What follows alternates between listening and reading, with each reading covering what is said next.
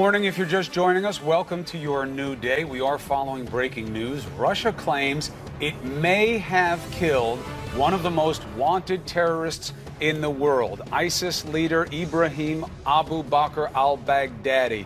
Russia's defense ministry says it is investigating if one of their airstrikes in Syria took him out. They're using qualified language, so are we. Now, we should tell you that we've had many reports in the past of al-Baghdadi's death that turned out not to be true. So again, we are approaching this with caution. Al-Baghdadi's whereabouts have been unknown for some time. If his death is confirmed, it of course would be a major blow to the terror group. So let's begin our coverage with CNN's senior international correspondent, Clarissa Ward. She is live for us in London. She, of course, has reported extensively from the war zone in Syria. What are your thoughts with this news, Clarissa?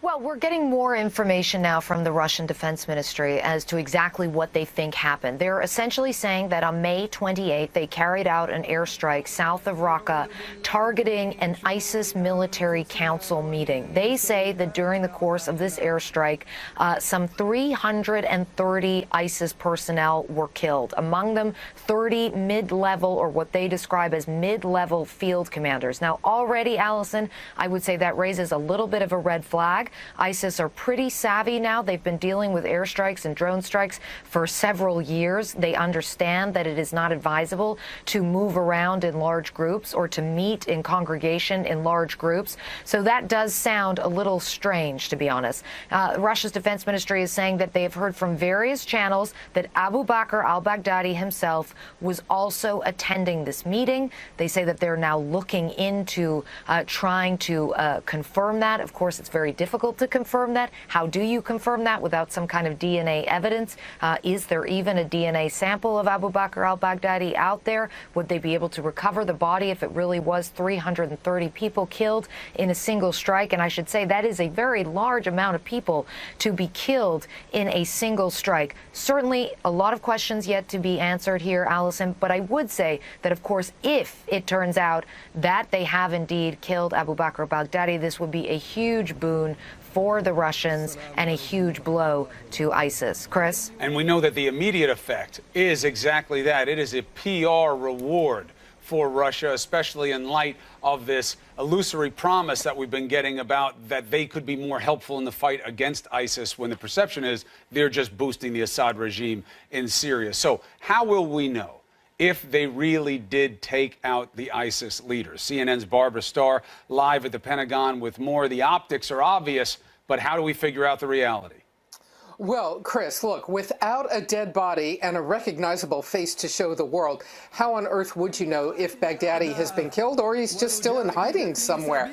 What U.S. intelligence will have to do now is what they have always planned to do if they got any kind of reports about Baghdadi being killed. They will look on social media for any evidence of ISIS chatter about any of this. They'll look at intercepts, communications, eavesdropping, people they talk to in the region and on the ground. They're going to look for any confirming evidence, and right now they don't have it. But this whole area of Syria that we're talking about is extremely interesting for U.S. intelligence and the U.S. military right now. Let's put up a map for a minute. Raqqa. This city, ISIS's self-declared capital, has been undergoing assault from the air and by fighters on the ground for several weeks. It is isolated. They have isolated some ISIS fighters in the city, but we know over the last couple of weeks, many ISIS leaders have fled south, indeed, to a town called Mayadin. And it is in that region that U.S. intelligence now is looking very carefully to see if they can find evidence of any ISIS leaders on the ground. Chris, Allison. Okay, Barbara, thank you very much for all of that reporting from the Pentagon. So let's bring in CNN military analyst Lieutenant General Mark Hertling, CNN terrorism analyst Paul Cruikshank, and CNN senior international correspondent Arwa Damon, who is live for us in Erbil, Iraq. General, I want to start with you. What's your level of skepticism about these Russian reports?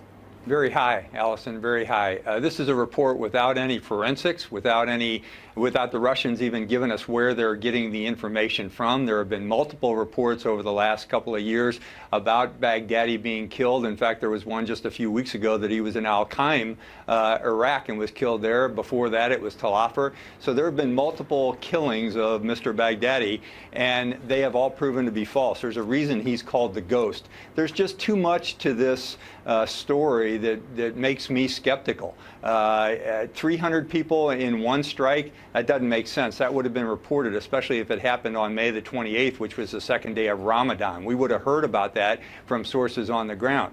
Plus, we haven't seen anything that proves that the strike hit someplace where al-Baghdadi was, and he hasn't been seen in the last 2 years since he's made the speech at the mosque in Mosul. Paul Cruikshank, it is great to have you on here. Just so the audience understands, you are a constant source of information and intel about these types of issues. Much of our skepticism has been fueled by your insights this morning. So highlight the points that people need to keep in their mind when considering whether this could be true. Well, yeah, I think there needs to be deep skepticism about this unless there is corroborating information that comes out. One of the reasons is that intelligence has indicated that much of the ISIS leadership have relocated to the town of Mayadin on the border with Iraq. Barbara was alluding to that, so unlikely that he would have been in this area to the south of Raqqa. Very unlikely that he would be meeting with more than 300 ISIS fighters and senior commanders. They just don't do that. He especially doesn't do that. He has taken elaborate security precaution over the last few years. As General Hertling was pointed out, the last time he's been spotted in such a large gathering was then in that mosque in Mosul in the summer of 2014. Also, there has really been total silence from ISIS publicly on this, and also we've heard nothing from U.S. intelligence to suggest that they picked up any chatter whatsoever, any communications within ISIS to suggest some concern that their own leader has been killed. And of course, this claim coming from the Russians, who have every interest in portraying themselves as taking the fight to ISIS, when most of their airstrikes have actually been against other groups in Syria. So I think deep skepticism about this claim until proven otherwise. Arwa, give us the perspective from Iraq.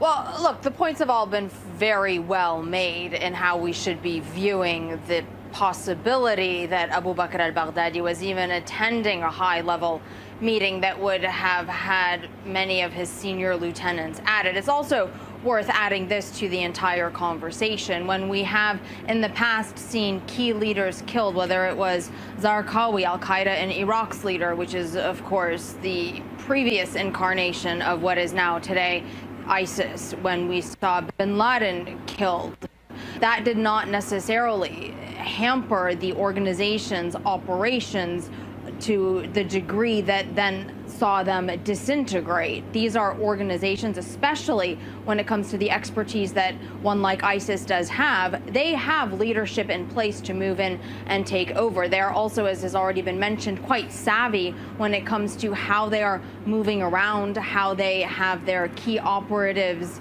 continue to be able to carry out what it is that is necessary, whether they're giving direct orders or not. When it comes to the specific battlefields at this stage inside Mosul and what is the start of the battle for Raqqa itself, those efforts are very much just as intense as they always have been. And as has also already been pointed out, if in fact this did take place at the end of May, we have seen significant attacks that have been claimed by ISIS, where individuals, at least inspired by ISIS, have continued to carry out these kinds of attacks. So it's worth, again, emphasizing that even if the leader of ISIS has been killed, let's not assume that that means an end to the organization itself. Arwa, important perspective. Thank you. And remember, she is in a place where there is active warfare going on right now. General, while I have you, I want your take on something. The reports are that, yes, 4,000 more American fighting men and women are going to be deployed to Afghanistan. We know that the White House word has been that we're not winning there. We've heard that from General Mattis. That means we'll have over 12,000 troops back on the ground. They're being called advisors and support, but as you well know better than any of us, that doesn't mean they're not in harm's way. Do you think the president should have to make the case to the American people and that Congress should vote on this kind of move before that many people are back in harm's way? I do, Chris, and I've said so many times before. If you look at the Clausewitzian principles of waging war, you have to have a strong force, you have to have the support of the government, and you have to have the support of the people. Right now, we have a very strong force that's been in and out of Afghanistan. We have not seen the support of the people through the vote of Congress, and now we're giving more authority to the Secretary of Defense to make troop movements to Afghanistan without considering a whole of government approach and without making the commander-in-chief responsible specifically for those moves. So yes, right now there's no end state. There's not a new strategy as the president promised, and I'm very concerned that we have one individual, although I trust General Mattis explicitly, having one individual making these decisions without pulling the rest of the government together and without getting the support of the American people through Congress. Arwa Paul, General, thank you very much for all of the perspective on this possible breaking news. We'll obviously follow it throughout the morning. All right, now to our other top story. We had this horrible shooting in Virginia, and the hope was that there would be something better out of our politics afterwards because we had learned that everything is too fragile. We should be at our best. The president is sending a different message. He is once again lashing out, being personal, being insulting, not just saying that reports that he's being investigated for possible obstruction of justice will lead to nothing. He's saying the people who are behind them are bad. A series of tweets continuing to attack Hillary Clinton 7 months after the election, suggesting that the special counsel is up to no good. CNN's Athena Jones live at the White House with more. This is not the kind of approach to unity the president promised just 36 hours ago. Hi, Chris. That's right. You know, his last tweet overnight that we've seen is it was on the baseball game last night, but he sent out a lot of other tweets. And look, the White House is refusing to answer any questions about the special counsel's investigation. Deputy Press Secretary Sarah Huckabee Sanders dodged such questions 8 times during yesterday's off-camera press briefing, referring all questions to the president's outside legal team. The president himself ignored my shouted questions during an event in the Roosevelt Room, but he has not been entirely silent on this issue, taking his anger over the probe to his favorite medium, Twitter.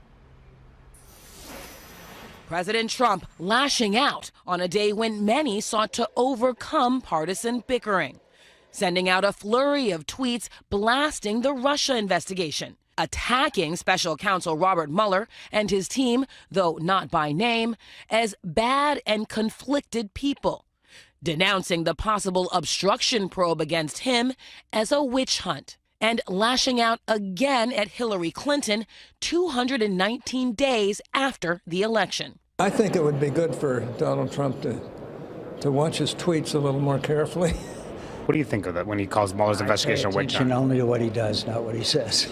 Learned that a long time ago. The president's campaign also attacking Democrats in a fundraising email an hour before the congressional charity game, saying in part, Democrats have absolutely nothing to offer our country. All Democrats have done is obstruct President Trump and maniacally scream the word Russia until they're blue in the face. This as the Washington Post reports that the special counsel is investigating the finances and business dealings of President Trump's son-in-law, Jared Kushner. Today we reported that they're looking at obstruction with President Trump, and so you can see that Mueller's really expanding this investigation. Sources have stressed to CNN that there are no allegations Kushner committed any wrongdoing. His lawyer said any such scrutiny of Kushner's business would be standard practice. CNN reported last month that the FBI has been looking into Kushner's roles on the Trump campaign, including his involvement in the campaign's data analytics operation, his relationship with fired National Security Advisor Michael Flynn, and his contacts with Russians. The Justice Department issuing an unusual statement Thursday night. Deputy Attorney General Rod Rosenstein warning Americans to exercise caution before accepting as true any stories based on anonymous officials. Amid all of these developments, Vice President Mike Pence hiring a private lawyer to help answer questions that may come from Mueller's investigation. Aides say Pence's decision has been in the works for weeks and was not prompted by anything in particular. Now, as part of the congressional probes into these matters, Dan Coats, the director of national intelligence, met in a closed session with the Senate Intelligence Committee yesterday to clear up a number of questions that he couldn't or just wouldn't answer in the public session last week. The committee also held a similar closed session with NSA Director Mike Rogers on Monday. Allison? Okay, Athena, thank you very much for that. So what do President Trump's tweets mean to the Russia investigation? We discussed with our political panel. Now, President Trump lashing out against anybody in his way. Hillary Clinton, the Russia probe, the special counsel, the Democrats, us, a flurry of tweets literally calling special counsel Robert Mueller's investigation a witch hunt, saying the people who are investigating these things are bad and up to no good. This comes as the Washington Post reports that Mueller is now looking at Jared Kushner's business dealings. Let's bring in our political panel, CNN political analysts David Gregory, Abby Phillip, and CNN political reporter and editor-at-large Chris Cillizza. David Gregory, I know that none of this is unusual. I know we've seen it all before. But after Virginia, after his speech, which was well-intended and appreciated, not 24 hours later, he's back at it, and you could argue worse than ever. Yeah, I think that's right. I suppose in his mind he would separate it out, from the general discourse in the country. But there's no question that that he's back at it, and it's hurtful. I think from the president's point of view, he's doing two things at once. He is, politically minded about how he can lash out at everybody coming at him with regard to this investigation and keep cementing the idea that this is wrong, that there's some kind of conspiracy, and there's a real constituency for that. And the other side of it is that he just simply doesn't have any discipline, and he's self-destructive. I think we're seeing both of those things at once, and it is such a contrast to the congressional ball game the other night, and when something horrible happens, there is at least the ability for us to look at our representatives in Congress and in Washington and see their humanity. I thought the best moment of this week, out of a horrible moment, was a piece about who is Steve Scalise. Who is he? What does he care about? What about his children? What kind of guy is he? Because it reminds us, whatever political differences there are in Washington, of people who are trying to do a good thing, who are serving, and are trying to raise up the importance of institutions. absolutely. That was so on display. I mean, even the conversations that we had in the heated moments right after the ambush. You saw Mo Brooks. He was on with us. Jeff Flake was in front of reporters, and there was just such a letting down, obviously, of the Guard. I mean, they were just at their most core vulnerable humans. Right. And that is something that I think that we will carry with us for a long time. But, Abby, in terms of President Trump's tweets, what do they actually matter? I mean, the investigation continues apace. Yeah, and they seem to be hewing pretty closely to the talking points that the Republican Party has put out to try to defend the president. But they do very little except to point to a couple of things. One, that this Russia investigation is something that is on his mind constantly. He's tweeting early in the morning. He's tweeting late in the afternoon. When there is nothing on his schedule, he's tweeting. And that, really defies what the White House has wanted us to talk about this week. They keep saying this week is about apprenticeship. And the president keeps saying, when he has the microphone, that this week is about Russia. It's about going after the people leading this investigation. So it's really problematic for that reason. It's also problematic because, to David's point, the president has never identified the connection between his own rhetoric and the kind of discord that we're seeing out here in the public. He doesn't seem to see a connection between those two things, and I think his tweets yesterday in particular highlight that for him they are separate. But for I think the rest of the country, that kind of rhetoric contributes to this overall environment, and it was very telling that less than 24 hours after an enormous tragedy that's where, the president's main megaphone went. And Chris Cillizza, let's be clear about why the president does this. It's not out of, so many of his opponents want to say, well, he's not smart. He's very smart. He does this because it works for him. It works for him two ways. One, it does bash what he believes needs to be bashing, and it provides a great distraction. I don't think that it's wrong for him to approach the Russia investigation in his mind because it works for him. We're not talking about the fact that he just hired his son's wedding planner to oversee New York housing when she has no housing experience, according to the Daily News. You can read it. It's on the front page. And we're not talking about this maniacally secretive health care deal that's going on right now. So him talking about Russia may seem self-destructive, but maybe it is, in fact, politically constructive. Well, and I'll add one more to that, which is, Chris, I do think that you have seen Donald Trump, since the special counsel was appointed, via Twitter and occasionally in other rhetoric, but mostly via Twitter, do what he can to begin to raise questions about why is the special counsel exist at all? Why is he asking these questions? The tweets yesterday, why are they not focusing on Hillary and not me? I think what he's doing there, I guess I'm skeptical that what he's doing is building a case to fire Bob Mueller, because I think even Donald Trump understands the peril in that. But I do think what he's doing is, if the findings of the special counsel do not comport with what Donald Trump wants them to look like, I think what he is doing is laying a long-term case to say, well, we knew that I said this was a witch hunt from the start. I told you. They knew what they were going to conclude before they even started investigating. And so I think he's doing some of that. I'll also add one other quick thing. I think Donald Trump likes to be liked. He wants people to think, to be praiseworthy of him. Twitter gives him literally a direct and immediate response in that way. Sure, there are people who respond to his tweets with negative stuff, but on every tweet he has, there's 80, 90, 100,000 likes. There's plenty of reason for Donald Trump to think, see, I knew it. People really do like my message no matter what the media says. It's sort of an instant gratification feedback loop for him. Okay, so let's talk about the unity that we saw on display last night with this baseball game, and both sides coming together, obviously, and talking about their colleague Steve Scalise and praying here for his speedy recovery. And we also saw something unusual, a joint appearance by the leaders of both parties, Paul Ryan and Nancy Pelosi. They don't come on television together. In fact, they usually come on to criticize each other. But here they were last night on CNN. Tonight, we're all Team Scalise. What we're trying to do is tone down the rhetoric, lead by example, and show people we can disagree with one another. We can have different ideas without being vitriolic, without going to such extremes. Okay. Pelosi's got the LSU on there because Scalise is from Louisiana. From New Orleans. So it was a little nod to him. That's nice. Right. So look, now the onus is on them to walk that walk. Look, it's on all of us. I mean, I think that, this is not specific to the Trump era.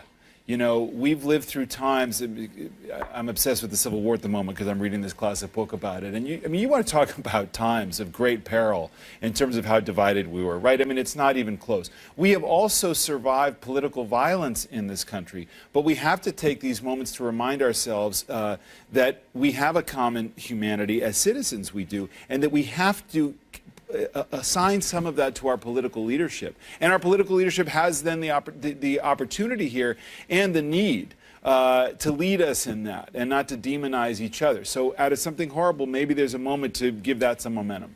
And you hope that the recognition we're calling humanity is that certain things matter more. Right. And that comes into sharp focus when someone's trying to take your life. Exactly. Our panel, thank you very much. Appreciate it. And you know who communicates this message better than any of us could ever hope to?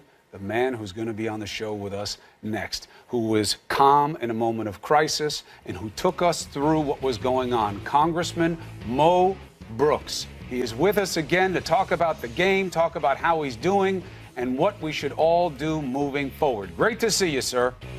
My pleasure. Good morning.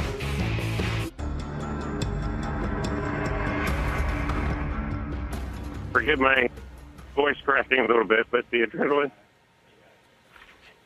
and the emotion is still high. There were a number of congressmen and congressional staffers who help us lying on the ground. One of them was wounded in the... Who needs no forgiveness. Alabama Congressman Mo Brooks. He was talking to us live just moments after the worst day of his life, a day in which he showed what we would all hope we would do at our best in a moment of crisis. He was on that field, part of the GOP baseball team practicing when that madman came and tried to gun them down. The game went on. It was played last night. Republicans and Democrats united on bended knee, praying for House GOP whip Steve Scalise. He remains in the hospital in critical condition at a Washington hospital.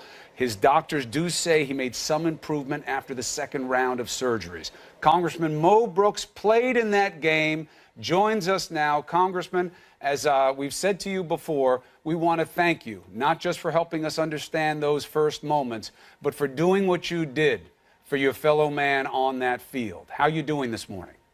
I'm better. I got a good night's sleep last night. Did not do so well the previous evening. And I'd be remiss if I didn't thank you, Chris, and you, Allison. Y'all didn't have to do this, but after the events of Wednesday, you got in touch with me either by a text or a telephone call. And I want you to know that those off-air communications, expressions of sympathy, were very much appreciated. Well, Congressman, I can't tell you how many people around the country have come up to us both and tell us how gripped they were by your vivid and clear-headed recall of the moments of that ambush and the attack. So what have these next 48 hours been like for you? Well, we tried to play a baseball game last night. A lot of bipartisanship before the game. We went from the first base to the third base position, Republican, Democrat, to try to communicate to the American people that while we fight vigorously in the House floor and the Senate floor, we're friends outside of that political arena. I will add that as I was standing there in the group from first to third base, I saw David Bailey. He's the Capitol Police officer on crutches near the third base dugout, and something compelled me to go over there. And I asked him if I could hug him. He said yes. And I'll always remember him and the sacrifice, the courage that he showed on behalf of the members of the United States Congress and our staffs and the other people who were there. The bipartisanship before the game was wonderful. I'll tell you that. Once that first pitch was thrown, the bipartisanship ended. The Democrats just abused us. Cedric Richmond, he had his curveball. It was on. They were hitting ropes off of our pitchers. Our fielding was not as good as it should have been, and hence it was an 11-2 beating. I asked before the game if the Democrats would be a little bit easy on us. They assured us that they would be, but by golly, once that first pitch was thrown, that bipartisanship was gone. Well, there should be an investigation into whether or not he was scuffing the ball. Everybody thinks the curve was breaking a little bit too much last night. Oh, it was a heck of a pitch. But the trophy didn't go to the Democrats. Where did it go? Well, now, that's a two-edged sword. The Democrats were kind enough to return. Normally, the winning team keeps the trophy for a year, and it's the manager has it in his office. And the Democrats decided to give this year's trophy to the Republicans and Steve Scalise. And that's a very kind thought on the one hand.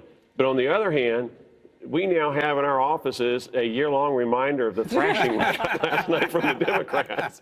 So I'm glad it's not in my office. I wouldn't want to be looking at that and thinking 11-2 beating for a whole year. Very clever of the Democrats to keep that lorded over you. But, Congressman, everyone wants to turn the page on the toxic environment in Capitol Hill and beyond and across the country, and obviously to somehow sustain this spirit of love and kindness. What is the answer to doing that? Well, we've got to communicate better to the American people to help them understand that in a republic, vigorous debate is a part of the process. That does not mean that you physically hate the other person, even though you're at odds on any particular issue. There are plenty of issues where we agree. By way of example, over the last session of Congress, we passed over 500 bills through the House of Representatives, the majority of which was bipartisan. Now, of course, that doesn't get the kind of media coverage because the clash creates more interest than does the agreement. But I hope the American people will please understand that while we have these vigorous debates and while strong words are often used to express the positions that we hold, after we have been in that arena, we can go out and have lunch together. Our spouses and the congressmen can go on trips together, and we can have really good times. So you've got two different personalities.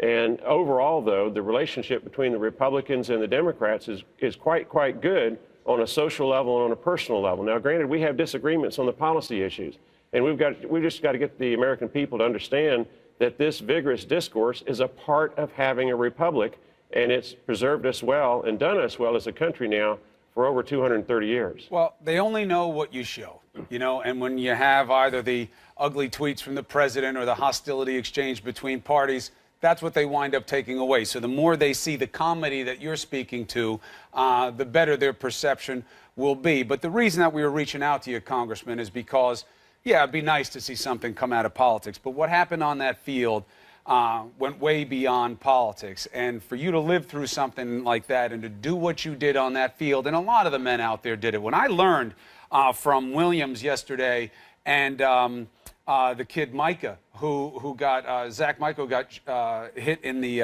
leg. Zach Barth. Zach Barth, thank you. And Matt Micah. And Matt Micah, thank you very much. So when I heard from Zach and Williams that that's the guy you put the tourniquet on, and that Barton's son was in there, who's just a kid, and that you were keeping him calm and you guys were helping to keep him safe in a moment like that, that goes way beyond any kind of political implications. How are you doing with what you lived through on that field? Well, when I think about it, I thank God for all the things that transpired that prevented me from being another victim, from being able to speak with you this morning. And I'm sure a lot of other congressmen are thinking the same thing, a lot of other staffers. Trent Kelly, who was at third base, how in the world the shooter missed him from 10 or 15 feet away with a rifle? I don't know. Gary Palmer from the state of Alabama, Trent Kelly being from Mississippi.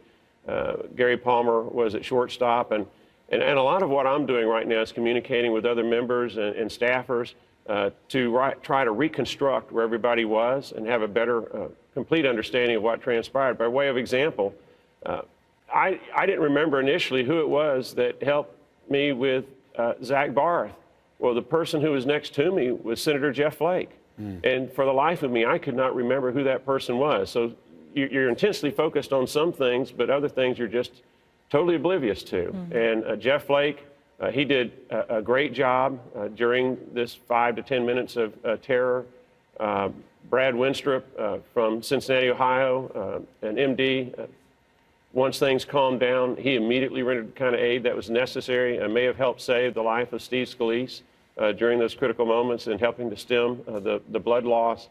And the humanity there was something that I hope that the American people will carry with them as they try to understand this distinction between when we're in that political arena and we're trying to communicate about a public policy idea and the rest of us, the rest of our time, the rest of our lives, and how we interact with each other on a friendly basis outside of that political discourse. Well, Congressman, I want you to know that we hear you about the media also being able to do better. Chris and I have been talking about this. You have inspired me to do some soul searching in terms of how we can deliver things in perhaps a sometimes less snarky way. You have inspired lots of people to sort of reach down and find their humanity today. So thank you. Thank you for being with us. And obviously, we are watching very closely if this is a moment, a pivotal turning point. And you've given me a bunch of people to point to for those who want to attack public servants and say, if you want to know what those men and women are made of, look at what those guys did on that field. Look what they made it through. Look how many were back in suit and tie that day and the next day going back to work for their constituents. You're good. You were good men on that field, and you did the right thing, and you have our respect. And we hope that you are well, Congressman. Thank you. You're very kind. We'll talk again soon. Take care of yourself. And we will get after it. Don't kid yourself.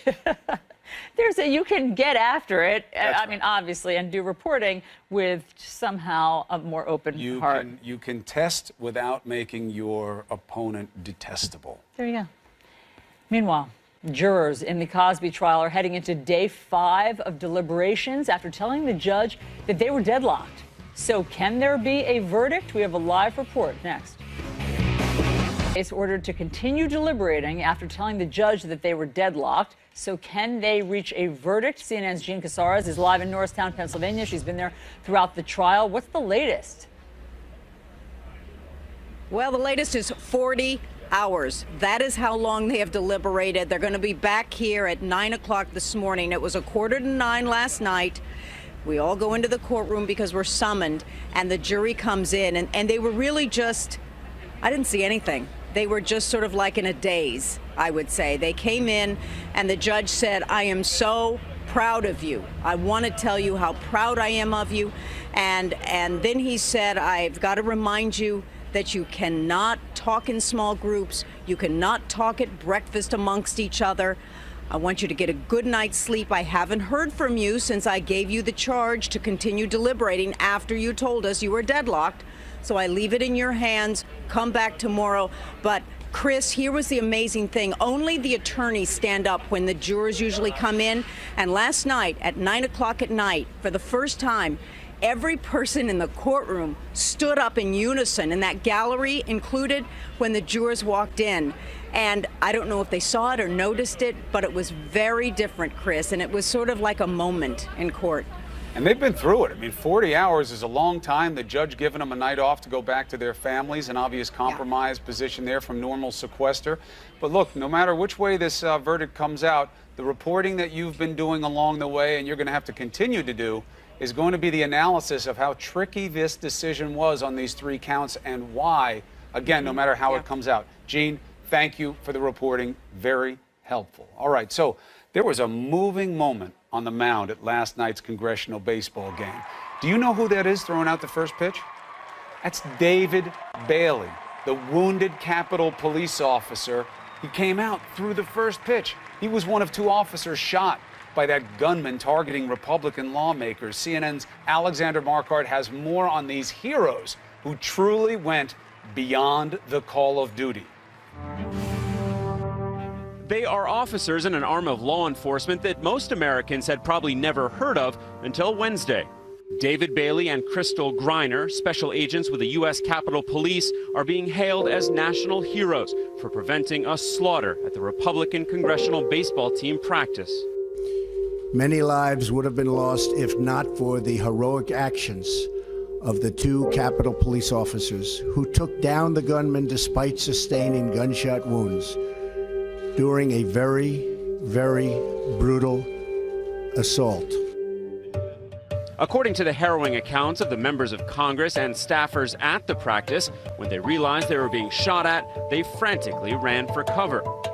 Everyone was basically a sitting duck in many ways. There was only so many places you could go, especially when leaving the field. That's when Agents Bailey and Griner sprung to action, instead running toward the danger and returning fire.